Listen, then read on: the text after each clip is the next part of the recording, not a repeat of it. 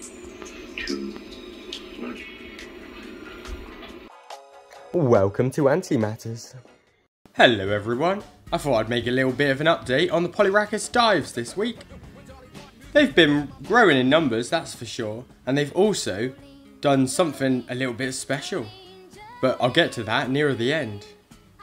I've had them now for just over a year because I got them at last year's AntCon, which was, I believe, the 21st of May last year. So they're a year old now and they've been doing absolutely fabulous. They've still got their little cushy weaver outworld. Numbers have definitely been gradually climbing and climbing. I like to feed them 2 roaches a week and it seems to be doing them quite well. As you can see here, they've still got their weaver ball, which they started out with, and I do believe most of them live in there now. However, some of them also lived in the test tube. This was just added when I first got them, so I could put the test tube in that they came in. I think it's done its job now though. As always, along with roaches, I do like to give my Polyrachis dives jelly pots. As ants go, Polyrachis dives are one of the biggest fans of jelly pots that I've found. This really helps me out though because it's a lot easier to give them a jelly pot and leave it in there for a few weeks than have to swap out their sugar water, which could turn into an alcoholic mix pretty fast if I left it. The other day I decided the tank needed a little bit of a revamp because it's been the same now for quite a long time and I thought I'd change it up a little bit. First order of business when I was fiddling around with everything was to reapply a barrier to the top. For the past few months they've literally been able to walk in and out every time I take off the lid, and when there's so many, quite a lot of them can easily rush out, and there's not a time in the last few months that I've fed them and haven't found an escapee running around the house afterwards. I'm not even sure how they escape, they're just really fast. They've also got a big green 100ml antimatter drinker. I love this thing because it takes them about a month to drink it, and it means they've always got plenty of water. I just plonk it in the bottom corner and everything's good to go. The ball itself is also extra heaving now as well, as I've removed the test tube. To do this, I just pulled it out and then got the tweezers and pulled all the kind of woven bit inside out. When I fiddled around with all this stuff, they didn't really seem too bothered by it all, and at the time they were just chilled out, I think. However, this all seems to have changed recently. They've decided that going berserk every time I move the tank is a great idea. And when I say berserk, I mean totally berserk. I've never seen anything like it from them. And due to their massive amount of numbers now, it's really something when they decide to swarm.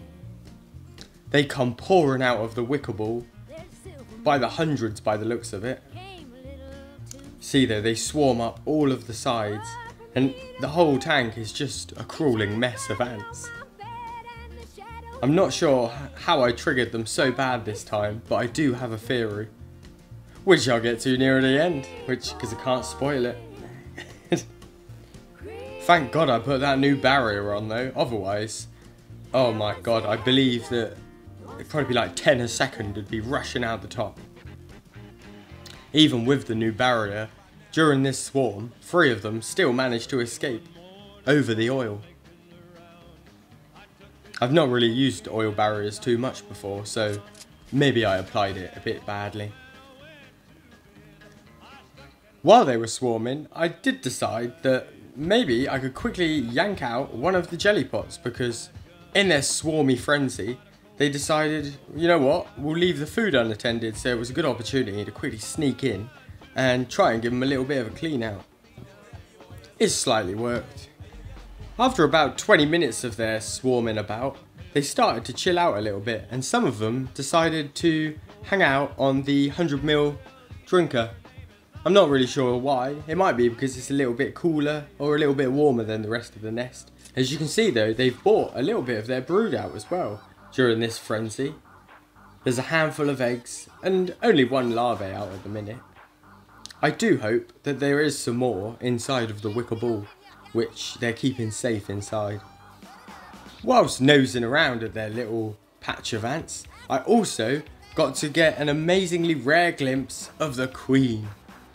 I haven't seen the queen for at least 9 months, and originally there were 2, but I believe one died early on, so I've only got 1 queen in this Polyrachis dive setup, and here she is, dead in the centre. She isn't much larger than the workers, but you can tell it's her because of her little wing stubs. So, I keep not telling you about this special thing that I'll mention at the end, and we're getting to the end of the video. So if you take a close look here, there was also a sneak peek of one earlier on in the video, but there's male elates. So far, I've counted at least 5 little males running around this setup, and I'm really happy about that. Although at the moment it does strictly seem to be males, it's a good sign that soon, maybe, I'll get some female elates running around.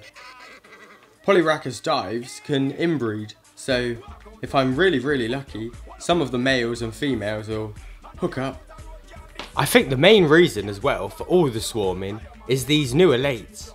All of the workers are being extra protective of them, as they're quite precious to the colony. Anyway, thanks for watching, and I hope you enjoyed the video. Until next time, may your ants live long and prosper, have a fabulous week, and bye!